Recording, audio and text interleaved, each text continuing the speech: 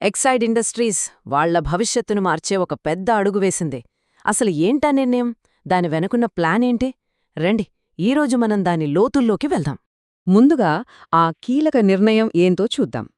తర్వాత ఆ నిర్ణయం ఎందుకు తీసుకున్నారు, దాన్ని ఎలా ముందుకు తీసుకెళ్తున్నారు, ఇప్పటివరకు పనులు ఎంతవరకు వచ్చాయి, ఇంకా దీనికి కావలసిన డబ్బులు ఎక్కడ్నుంచి వస్తున్నాయో, ఇలా అన్నీ స్టెప్ బై స్టెప్ చూద్దాం. సరే, ముందుగా ఆ ప్రకటన దగ్గరికి వెళ్దాం. జనవరి 30, 2026న ఎక్సైడ్ బోర్డ్ ఆఫ్ డైరెక్టర్స్ ఒక చాలా ఇంపార్టెంట్ అనౌన్స్మెంట్ చేశారు. అదేంటో చూద్దాం. ఇదిగోండి, ఇదే ఆ అధికారిక ప్రకటన. స్టాక్ ఎక్స్చేంజ్లకు పంపిన సర్క్యులర్ అన్నమాట. కంపెనీ భవిష్యత్తుకు సంబంధించిన ఒక చాలా పెద్ద పెట్టుబడి వ్యూహాన్ని ఇందులో క్లియర్గా చెప్పారు. ఆ పెట్టుబడి ఎంతనుకుంటున్నారు? ఏకంగా 1,400 కోట్ల రూపాయలు. ఇది చాలా పెద్ద మొత్తం. కాని ఇది కేవలం డబ్బు మాత్రమే కాదు, వాళ్ల భవిష్యత్ ప్రణాళికల్లో ఇదొక కీలకమైన ముందడుగు. సరే, ఈ 1,400 కోట్లను ఏం చెయ్యబోతున్నారు? వాళ్లకే పూర్తిగా స్వంతమైన ఎక్సైడ్ ఎనర్జీ సొల్యూషన్స్ లిమిటెడ్, అంటే ఈఈఎస్ఎల్ అనే కంపెనీలో ఈక్విటీ రూపంలో ఇంకా పెట్టుబడి పెట్టబోతున్నారు. ఇక్కడే అసలు విషయముంది. ఈ పెట్టుబడి వెన్నుకున్న అసలు వ్యూహమేంటి? అదేనండి, అడ్వాన్స్డ్ బ్యాటరీ టెక్నాలజీ రంగంలోకి దూసుకెళ్లడం.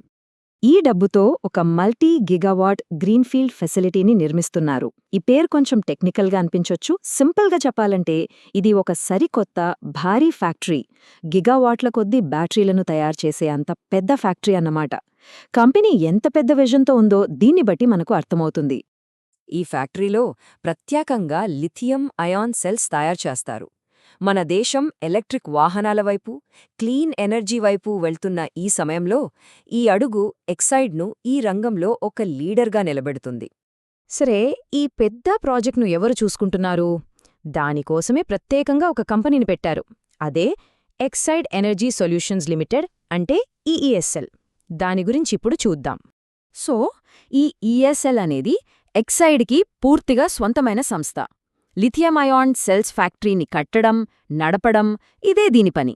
వీళ్లకి ఇప్పటికే Q3లో 320 కోట్లు, మళ్ళీ జనవరిలో ఇంకో 50 కోట్ల ఫండింగ్ వచ్చింది. ఇప్పటివరకు ఈఎస్ఎల్లో పెట్టిన మొత్తం పెట్టుబడి ఎంతో తెలుసా? 4,250 కోట్లకు పైనే, ఈ తాజా పెట్టుబడితో కలిపి. దీన్ని బట్టి ఇది ఎంత దీర్ఘకాలిక ప్రణాళికో అర్థం చేసుకోవచ్చు.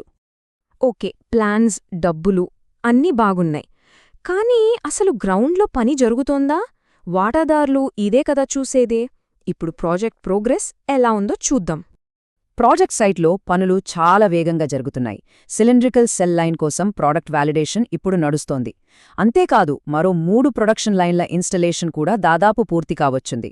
భవిష్యత్లో పార్ట్నర్షిప్స్ కోసం పెద్ద పెద్ద ఆటోమొబైల్ కంపెనీలతో, ఎనర్జీ కంపెనీలతో కూడా చర్చలు జరుపుతున్నారు.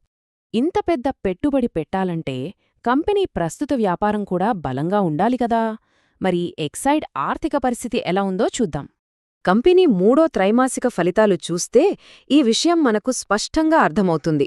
పోయిన ఏడాదితో పోలిస్తే రెవెన్యూ పెరిగింది, లాభాలు కూడా పెరిగాయి. ముఖ్యంగా ఆటోమోటివ్, ఇన్ఫ్రాస్ట్రక్చర్ రంగాల్లో వాళ్ల పనితీరు చాలా బాగుంది. మరీ ముఖ్యంగా ఆటోమొబైల్ కంపెనీలకు సప్లై చేసే బిజినెస్ అయితే ఏకంగా 25% పైగా పెరిగింది. ఇది వాళ్ల చరిత్రలోనే ఒక క్వార్టర్లో సాధించిన అత్యధిక రెవెన్యూ. మిగతా దేశీయ వ్యాపారాలు కూడా, ఉదాహరణకి రైల్వేస్ వంటి రంగాల్లో 2 అంకెల వృద్ధిని చూపించాయి. Company MD and CEO Avik Kumar Roy కూడా ఇదే చెప్పారు. కంపెనీ పనితీరు స్థిరంగా ఉంది, బ్యాలెన్స్ షీట్ బలంగా ఉంది, క్యాష్ ఫ్లో కూడా పాజిటివ్గా ఉంది అని అన్నారు. ఇంత బలమైన ఫౌండేషన్ ఉంది కాబట్టే ఇలాంటి దీర్ఘకాలిక పెట్టుబడులు పెట్టగలుగుతున్నారు. మొత్తానికి ఈ నిర్ణయం ఏంటో, దాని వెనకున్న కారణాలేంటో మనం చూసాం. కాని ఇప్పుడు మన ముందున్న అసలు ప్రశ్న ఒక్కటే: ఈ భారీ పెట్టుబడి భవిష్యత్ ఎనర్జీ మార్కెట్లో ఎక్సైడ్ స్థానాన్ని ఎలా మార్చబోతోంది? వాళ్లను ఈ రంగంలో తిరుగులేని లీడర్గా నిలబడుతుందా? దీని గురించి ఆలోచించాల్సిన విషయం.